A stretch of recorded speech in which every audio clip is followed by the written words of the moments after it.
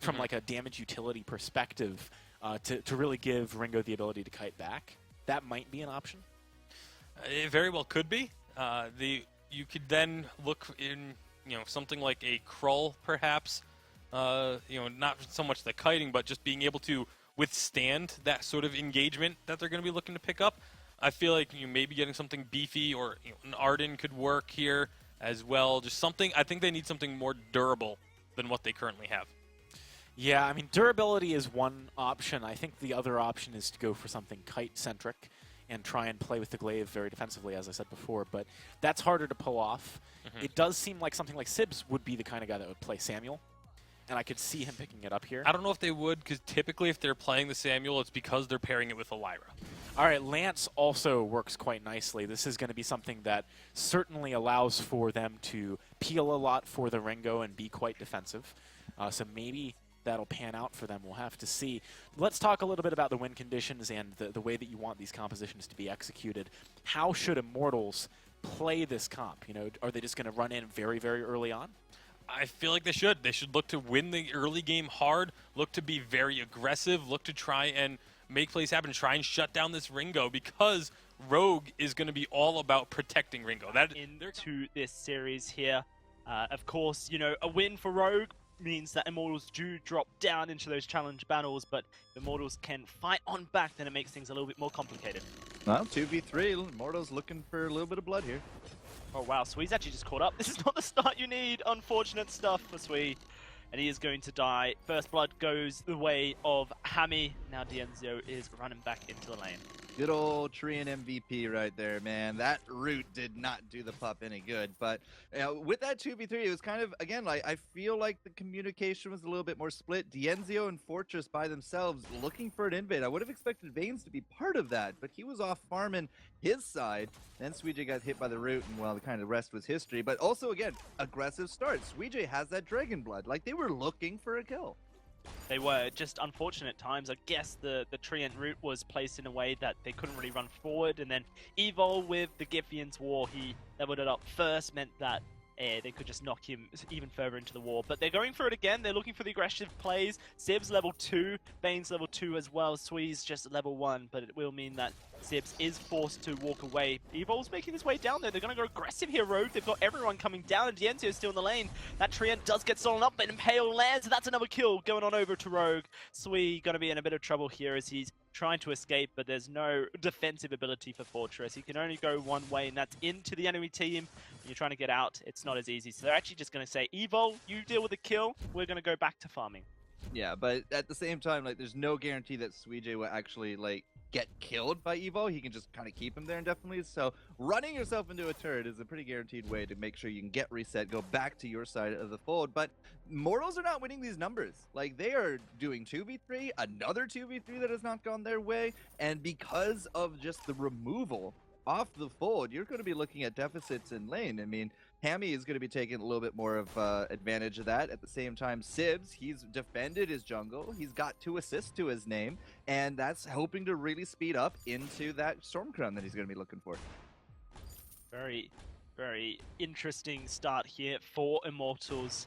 Prioritizing this Fortress, they've done so quite often, I think, throughout the PG split here, and doesn't seem like it's got an early lead. That's when Fortress starts to get a little bit precarious. We'll have to see if Immortals are able to start coming back into this series. There's a bit of aggression in the lane. Dienzio going to put down the hurt. And actually, Spain's continuing to try and invade, but Swee's in trouble. He's going to get knocked against the wall. Rogue almost have a plan here. Actually, what? Okay. They let Swee walk away. He will fall. Hammy just was like, I'm going to go for Dienzio, and now Hammy's by himself. He's actually going to get bursted down by Vanes. Oh, but a double kill comes forward here for the Glaive. Vanes may be able to get away, but that was very sloppy from Rogue. Too bouncy at the end, but they had just this huge kill set up for Suijay, and then they all turned and ignored him, which was very uncharacteristic right there. A little bit of a mistake, but Sims is able to chase him down, picks up the double on top of it, and again, this is just going right into their cash banks, right into their playbooks, and 5-1. Very similar start not quite, you know, the 16-0 shutout, but Rogue have defended against an early game aggression comp. I'm not going to really claim too much about Gwyn on this one, but the Fortress and the Koshka, you put them together, they can jump people, they can follow you, they have such movement speed and such burst potential, but it has found zero success so far. No, it hasn't, and it's definitely a tough spot for Immortals here. That's kind of what they're banking on, is this Koshka to be able to get them into the lead, and currently, well, it's over 1,000. It's 1,500 gold lead here. There's the Storm Crown coming forward. Sib's able to complete his first item. Hammy looking to get that Sorrow Blade by looks of things, as well as the Fountain comes forward. So huge item spikes for Rogue, and they're just not being replicated on the other side for Immortals. I can see Rogue looking to try and make this power spike, you know, work in their favor.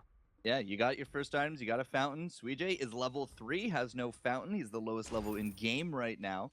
And that was something that Rogue was also able to keep pretty much to their advantage. They always kept a level advantage over their opponents, but that was not the engage they were looking for. Weren't quite able to find it, so I guess Immortals, they dodged that bullet for now. Veins, level 6, has his Aftershock. Okay, so Koshka, this is the point where she does a lot of damage. This is the point where you have to respect her damage. Actually, what Rogue are doing here is they're just sending Hammy into the jungle and puts him in a very safe position. He's going to get the ambient gold with Sibs there, puts him back up to level 5, and now he's come back to the lane. Vane's still sticking around. We have Sibs here as well. This is going to be a brawl, but who's going to get the kill is the real question. Flares go out. Immortals, they spot out Sibs, so they back off, and actually Rogue are just going to disengage. And at the same time, Immortals are keeping the wave close to their turret. They're not counter-pushing here at all. That's why Hammy's kind of going for a little bit more of a walk around everything. Evo was up in lane just in case he needed to freeze it, but it's getting frozen already, and that's going to be a huge boon here to Dienzo. You can see him again taking lead with the last hits, and the pressure is just kind of like Rogue have to move up if they want to fight, and that was what they were hoping for, because Vayne's with that level 6 is a lot more impactful This is than great stuff. Oh, wow. I love the ability to just force the skedaddle on one ability when there's just so many lockdown abilities.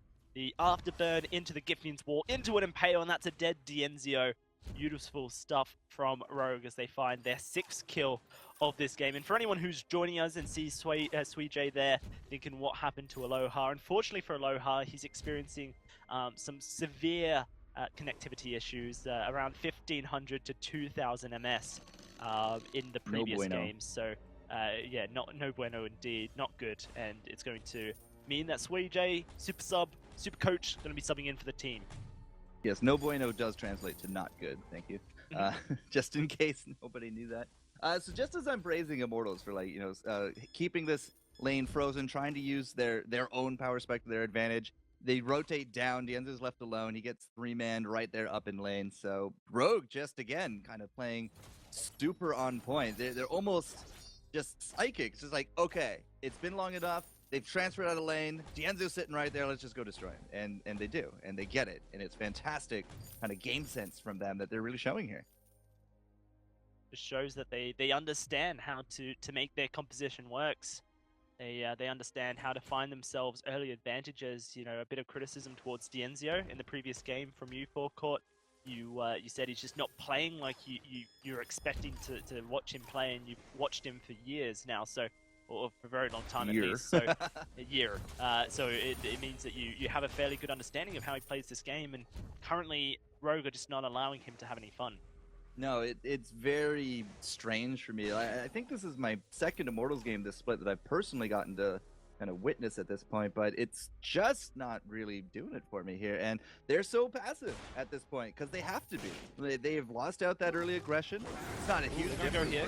Attack the pack. Hammy's taking a lot of damage. The Fountain, but the Yummy Captain Frenzy locks him down. This is good stuff. Immortals are going to find a kill. Can they find any more? Sibs, the next target, is going very low. He's trying to turn the damage down. He's not going to find the kill though. He falls, and now Vanes is looking for the ace, looking for the triple, but he's going to get locked down. Suijay loses his alive. Vane's still alive. He goes under the second turret here, and so he will force the disengage for now. But hey, Immortals, that's 2 kills going their way.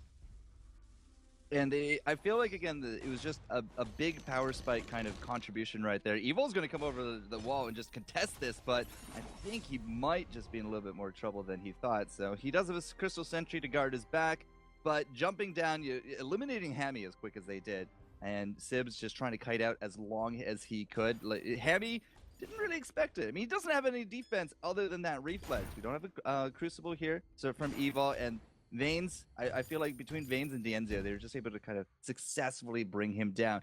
Hammy will be a glass cannon. He needs to really just keep in mind where Evil is, use him for the peel. Sibs at the same time, he's going to be looking to peel for Hammy, but when Hammy goes down, especially first in a fight, that's all your damage. Like, that's it. Like, Hammers will win a 2v3 if Hammy is out. All right, Immortals. Yep, they will be able to win that.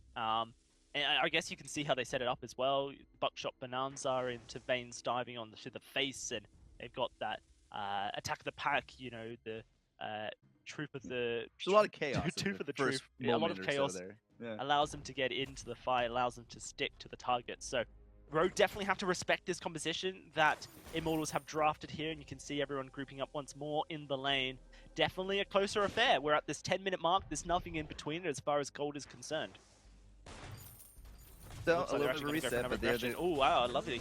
Veins gets knocked against the wall. Here comes the attack the pack.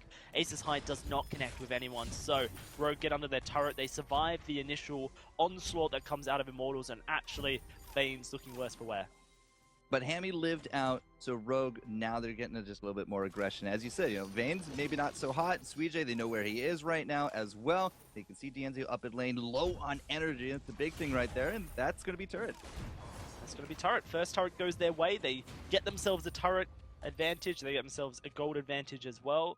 Veins actually pushing into the jungle, gets spotted out by a scout trap, so Rogue know that Veins is on their heels, and Dienzio crosses over right in front of their eyes. Immortals are looking to just take down this gold miner in response, and actually there's nothing Rogue can do to contest it. So good rotations coming out from Immortals, and I think you can kind of see what Suijay is actually bringing to the team with his, you know, macro analysis on point, some shot calling as well. They definitely look like a different team. Yeah, Suijay is actually catching up in the levels, still a little bit below his, friendlies there, but Evil has actually now kind of slid. He just dinged 8, whereas Suijay is about a quarter level into that one there as well. So that gold goes a long way to patch up. Yeah, they lost out the turret, but picking up that gold mine and having just those 3 kills there, the gold's not that different. It's still anybody's game. Immortal have recovered, as miraculous as that might sound. And now Veins coming up. He has himself an Atlas. Dienzio still only sitting on top of the reflex, but very glass cannon kind of mentality between him and Ringo. But Ringo's gone the further step, has the Aegis, now it also has rank 1 armor there as well. So we'll have to see who gets the better of it this next round, but a lot of spikes are still coming through here at the 11-minute mark.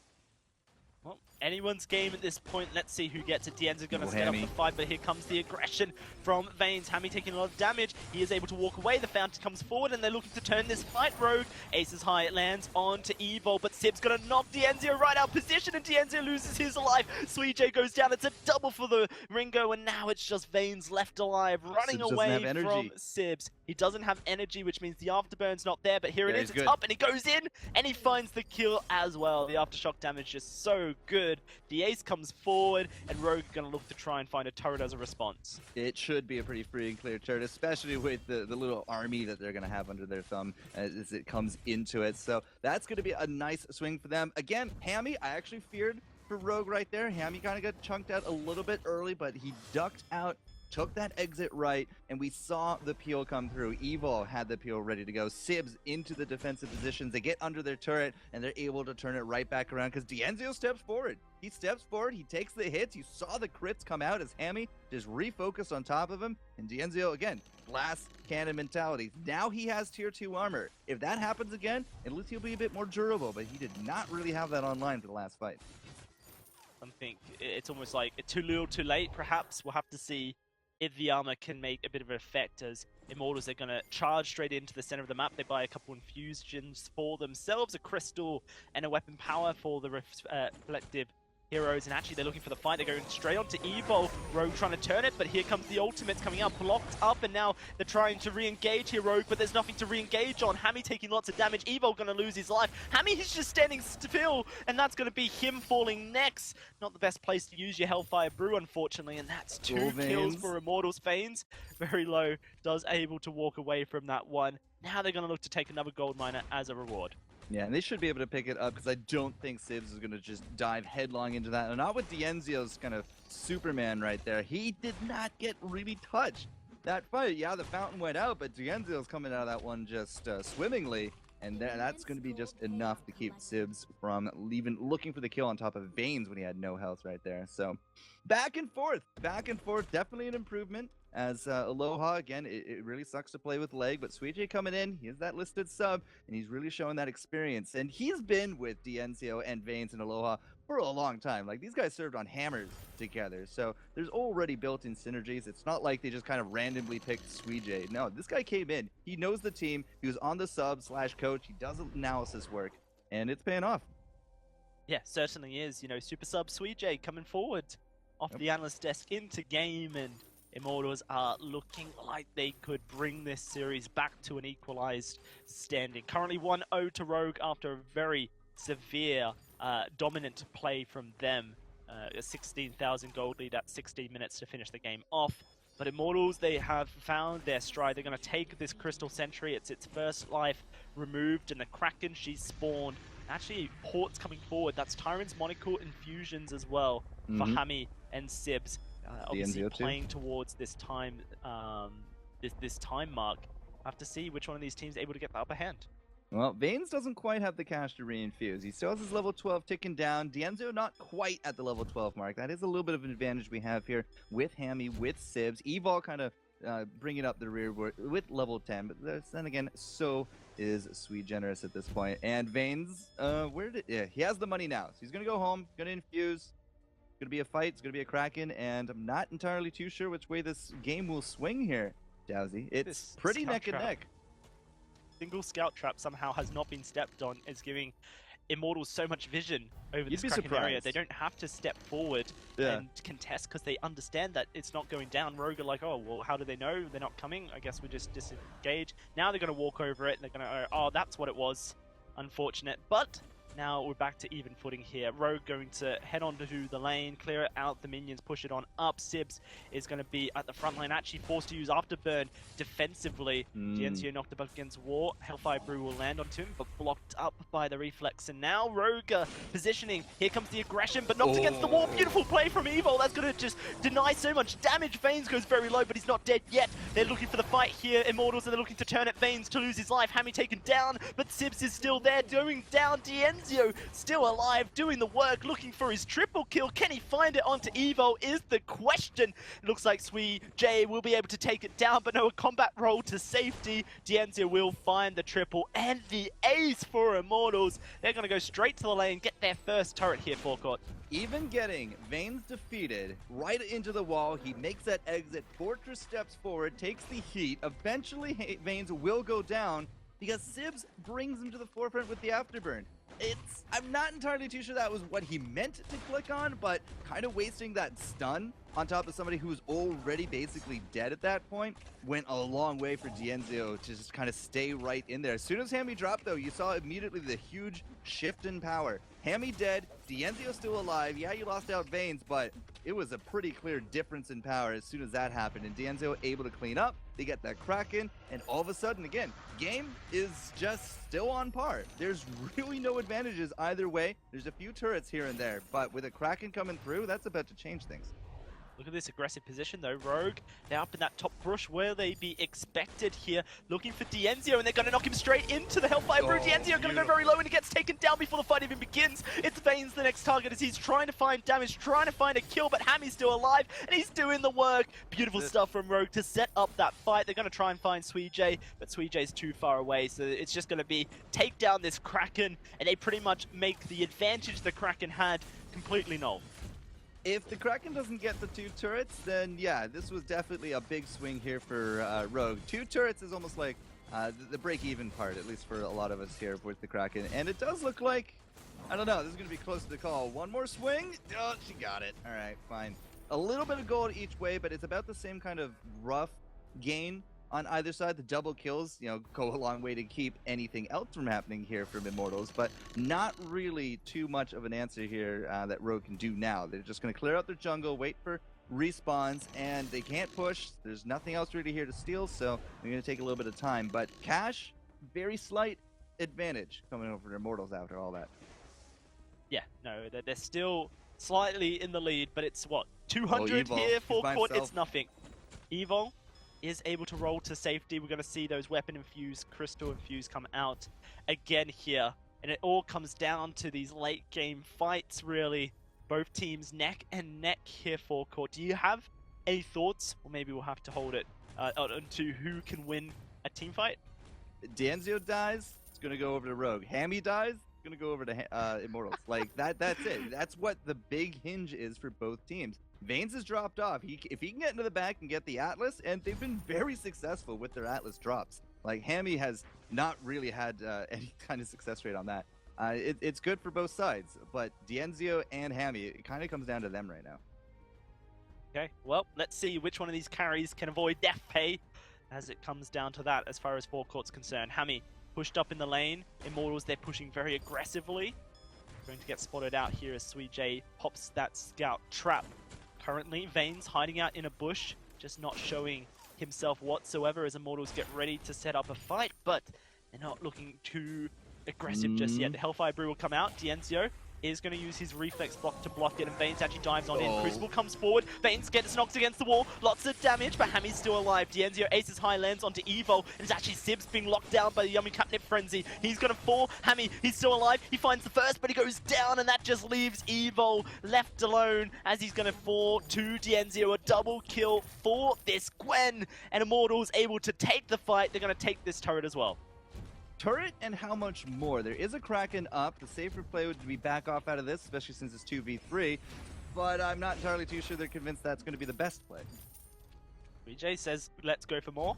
It's 16 seconds on Sib, 17 on He does a Hammy, lot and they're of going to power. split focus on the turret so that they don't go down at different times. If they go down at the same time, then it means that these guys don't have chances to spawn, you know, a little bit quicker.